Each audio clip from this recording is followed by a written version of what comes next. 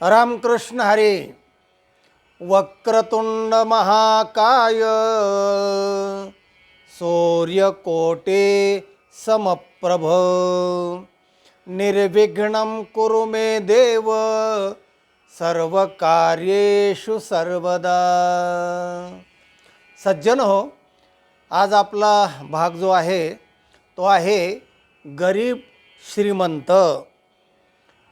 शास्त्रामध्ये एक सापेक्षवाद सांगितलेला आहे.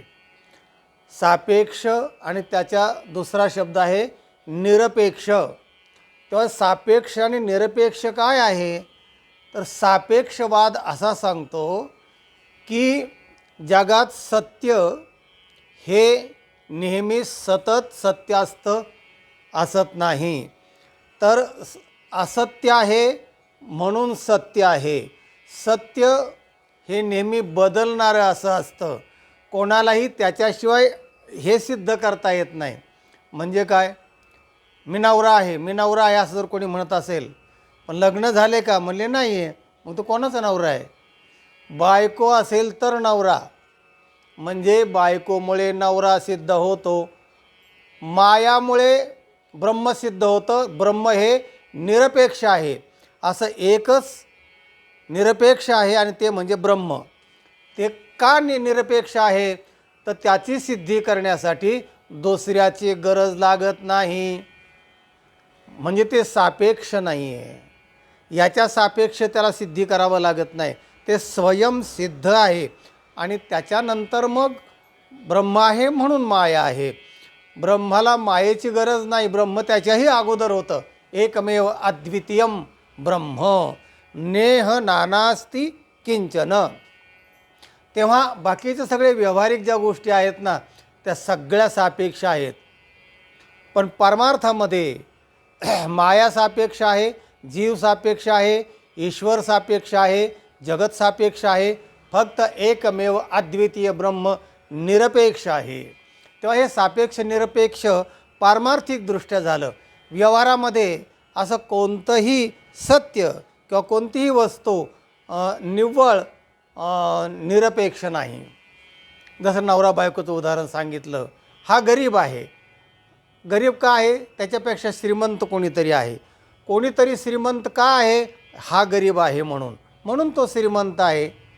तेव्हा श्रीमंती गरिबी या सगळ्या गोष्टी, खरं खोटं, खरं हे खरं आहे का, हे खोटं आहे म्हणून हे खरं आहे. म्हणजे त्याच्या सापेक्ष ते खरं खोटं असतं. म्हणून एक असं नक्की सांगता येत नाही. तेव्हा उदाहरणच सांगायचं झालं आपणासमोर, तर एक संत अब्राहिम महान संत होऊन गेले. त्या संतांकडे एक श्रीमंत ग्रहस्थ एक थैली घेऊन आला आणि त्या संतापुढे मांडले. तेव्हा नमस्कार केल्यानंतर अब्राहिमने विचारलं की, म्हणाले काय आहे या थैलीमध्ये? म्हणले काय नाही, आपला आशीर्वाद पाहिजे. हो हो, पण थैलीत काय आहे? म्हणले थैलीमध्ये सुवर्णमुद्रा आहेत, सुवर्णमोहर आहेत, म्हणजे धन आहे. हो का? म्हणाले हे कशा करता आणलं आहे? म्हणाले तुम्हाला हे दान देतो आहे, मी तुम्हाला मानधन देतो आहे, तुम्हाला बिदागी, अशा अर्थाने तो बोलायला लागला. तो म्हणाला म्हणजे हे कशा करतात? म्हणजे तुमचा आशीर्वाद मला पाहिजे की मी अधिक श्रीमंत व्हावा. हो का? म्हणाले ठीक आहे, ते धनाची गरज तुलाच जास्त आहे, कारण मला धनाची गरज नाही आहे. मी मुळातच श्रीमंत आहे आणि माझ्या श्रीमंतीपुढे तुझी श्रीमंती गरीब आहे. म्हणले म्हणजे मला कळालं नाही. म्हणले अरे तुला आणखीन मोठं व्हावं अशी इच्छा आहे ना? म्हणले हो. म्हणजेच तू गरीब आहेस, अजून तो खरा श्रीमंत झालेला नाही. आणि माझं मनच मुळात श्रीमंत आहे. मी समाधानी आहे. आणि समाधानी असणं, मनाने श्रीमंत असणं, हीच खरी श्रीमंती आहे. आणि म्हणून मी तुझ्यापेक्षाही श्रीमंत आहे. ज्याचं मन समाधानी तो खरा श्रीमंत आहे. समाधान हीच खरी श्रीमंती आहे. या धनाची माझ्यापेक्षा तुला जास्त गरज आहे, ते घेऊन जा परत. म्हणजे काय, एखादा श्रीमंत समजा, आता अनिल अंबानी समजा जगातला पहिला एक क्रमांकाचा श्रीमंत आज आपण म्हटलो, उद्या दुसरा रिझल्ट आला की दुसरा श्रीमंत ठरणार, त्याच्या सापेक्ष हा गरीब होणार. म्हणजे कोणीही असा श्रीमंत आणि कोणीही गरीब असं शिक्का मारता येत नाही. त्याला म्हणतात सापेक्षवाद. हे सांगतो की स्थिर सत्य काहीच नाही, निरपेक्ष सत्य फक्त एक ब्रह्म आहे आणि व्यावहारिक सत्य हे नेहमी बदलणारं असं आहे.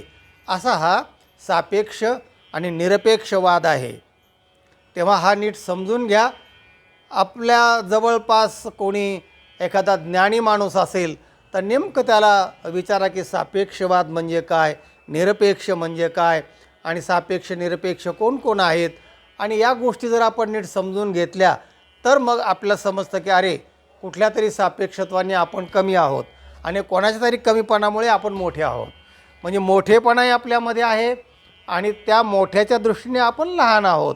म्हणजे लहान आणि मोठं हे सापेक्षत्वाने ठरत असतं. सज्जनो, हा व्हिडिओ इतरांना पाठवा, लाईक करा आणि ज्यांनी सबस्क्राईब केलेलं नाही त्यांनी जरूर सबस्क्राईब करा. ज्ञानाचा आनंद घ्या, ज्ञानाचा प्रचार करा. ज्ञानदानम विशिष्यते. ज्ञानासारखं दान, ज्ञानासारखं पुण्य कोणतंही नाही. रामकृष्ण हरी.